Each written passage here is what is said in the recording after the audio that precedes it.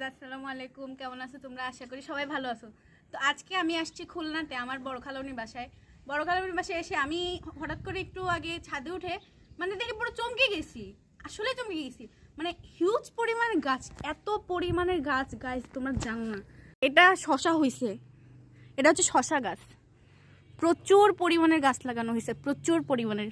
এটা হচ্ছে উস্তে গাছ, করলাও বলে অনেকে, আমরা উস্তে বলি।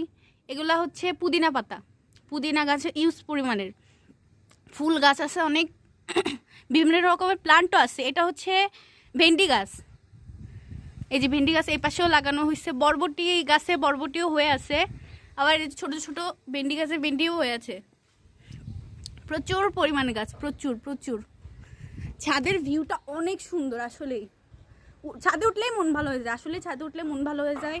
এই যে ছোট্ট একটা পেয়ারা গাছে দেখো, ছোট্ট একটা পেয়ারা গাছে কত পরিমাণে পেয়ারা ধরছে। গাছটা কিন্তু খুবই ছোট। সবাই গাছগুলো দেখে মাশাআল্লাহ বলবেন। এই যে বরবটি গাছে, যে বরবটি হয়ে আছে, যে ও সরি, আমি ভুল হয়ে গেছে আমার। এটা হচ্ছে ভেন্ডি গাছে ভেন্ডি হয়ে আছে, আমি বরবটি বলে ফেলছি ভুলে।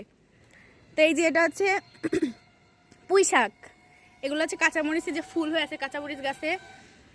হিউজ পরিমাণের গাছ, হিউজ পরিমাণের অনেক গাছ, অনেক গাছ। ছাদে উঠে মনটা আমার আসলে খুব ভালো হয়ে গেছে। আরও ওয়েদারটা যে এত সুন্দর, খালি গাছগুলো দেখো, গাছগুলো খালি দেখো।